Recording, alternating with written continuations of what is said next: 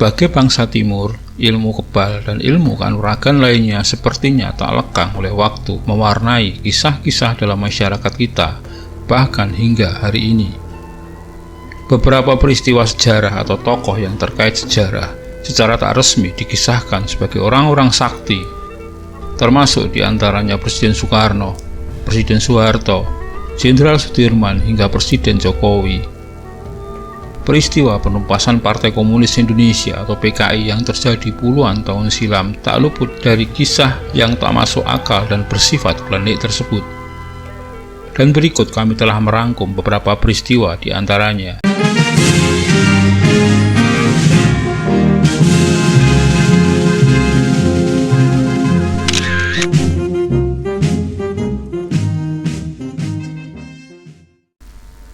Namun sebelum dilanjutkan video ini, mohon bantuannya untuk mengklik tombol subscribe di bawah ini bagi Anda yang belum berlangganan channel ini, guna bersama-sama membangun channel ini dan agar Anda tidak ketinggalan update terbaru dari channel ini.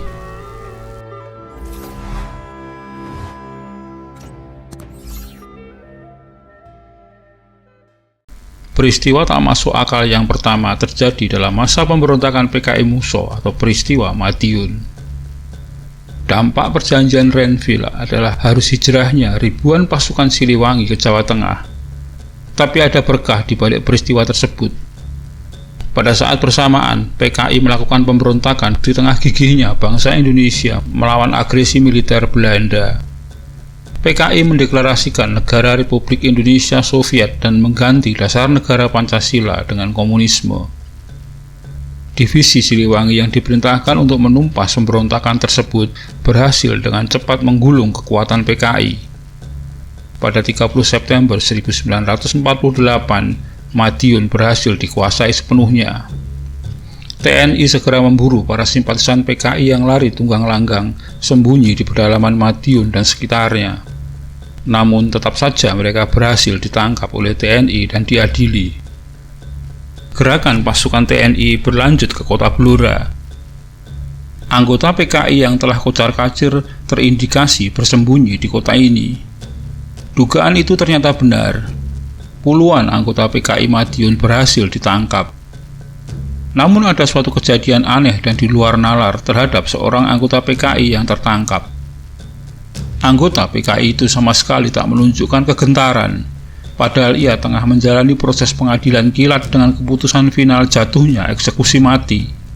Tahanan itu malah menantang tentara yang menahannya untuk memberinya kematian. Di tengah alun-alun kota Blora, tahanan tersebut ditembak tepat di keningnya. Namun peluru sama sekali tak menggores kulitnya. Saat tembakan diulangi, kejadian serupa terjadi lagi. Tahanan komunis itu tak bergeming, tak berkurang satu apa. Mayor Kemal Idris yang menjadi komandan batalion Kala Hitam, pasukan yang ada di Blora, bingung mendapati hal itu. Seorang komandan peleton di bawahnya berinisiatif menembak si tahanan. Tapi kali ini pistolnya mendadak macet. Tak ada letusan padahal pistol itu terisi penuh. 2 kali sang komandan peleton mengulanginya, namun hasilnya tetap sama. Pistol itu tak mau meletus. Sang Danton segera menanyai si tahanan apakah ia memiliki ilmu kebal. Sang tahanan menjawab lantang bahwa ia tidak memiliki ilmu kebal. Pistol kemudian dikokang dan ditempelkan lagi ke kening tawanan. Pelatuk ditarik dan meletuslah senjata itu. Tawanan itu tersungkur tewas ke tanah. Rupanya jawaban sang tahanan yang tak mengakui ilmu kebalnya nampaknya melepaskan ajian yang ada di tubuhnya sehingga ia bisa ditembus peluru. Peristiwa kedua terjadi di Pulau Bali. Eskalasi benturan masyarakat di Bali antara pendukung PKI dan yang bukan terjadi pada bulan-bulan awal pasca peristiwa G30 SPKI. Peristiwa itu dipicu oleh tertembaknya seorang anggota TNI dan seorang anggota Ormas Ansor. Penembaknya adalah seorang anggota polisi yang dianggap simpatisan PKI.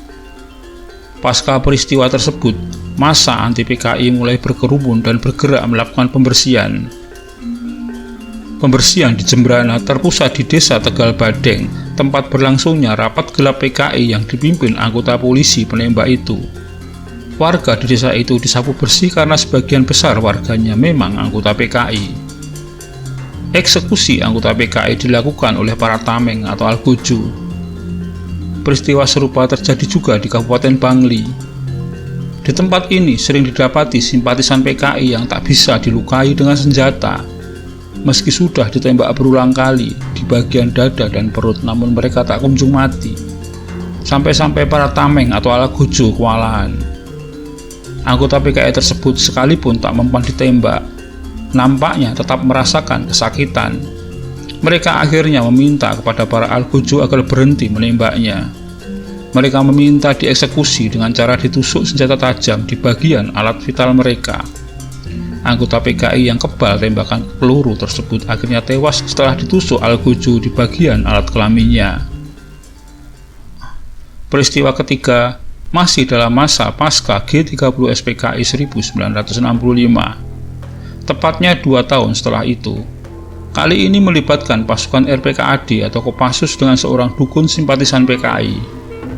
Saat itu pada tahun 1967, perburuan terhadap simpatisan dan anggota PKI dilakukan di kawasan yang terletak antara Cepu dan Ngawi. Target buruan militer kali ini adalah Mbah Suro, seorang mantan lurah yang dibebas tugaskan akibat kesalahannya sendiri. Nama aslinya Mulyono Suro Diharjo. Singkat cerita, pasca lengser sebagai lurah, Mbah Suro membuka praktek sebagai dukun yang mengobati orang sakit.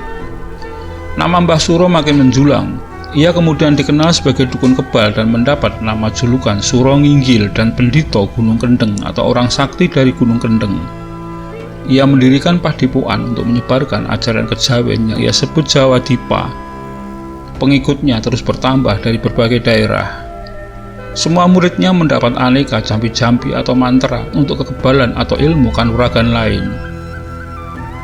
Pasca peristiwa G30 SPKI, ribuan pendukung PKI banyak mengungsi ke padepokan Mbah Suro. Mereka membentuk pasukan baru yang diberi nama Barisan Banteng dan Barisan Sarinah. Aktivitas ini mengundang perhatian Kodam 7 di Ponorogo. Panglima Kodam 7 di Ponorogo memerintahkan untuk menutup padepokan tersebut. Jalan damai untuk menutup padepokan itu menemui jalan buntu. TNI terpaksa melakukan langkah terakhir, yakni operasi militer. Akhirnya pasukan Kodam 7 di Ponorogo beserta satu kompi RPKAD di bawah pimpinan Faisal Tanjung menyerbu padepokan Mbah Suro. Mbah Suro tewas dalam penyerbuan ini dan pengikutnya terbunuh atau tertangkap. Video lengkap tentang kiprah Mbah Suro telah diupload, yang linknya kami sertakan dalam deskripsi dan di atas video ini. Demikian sekilas tentang kisah simpatisan PKI yang kebal peluru. Terima kasih telah menyaksikan video ini hingga selesai, semoga bermanfaat. Dan sekali lagi, jika Anda berkenan, silakan subscribe, like, komen, dan share untuk teman-teman Anda.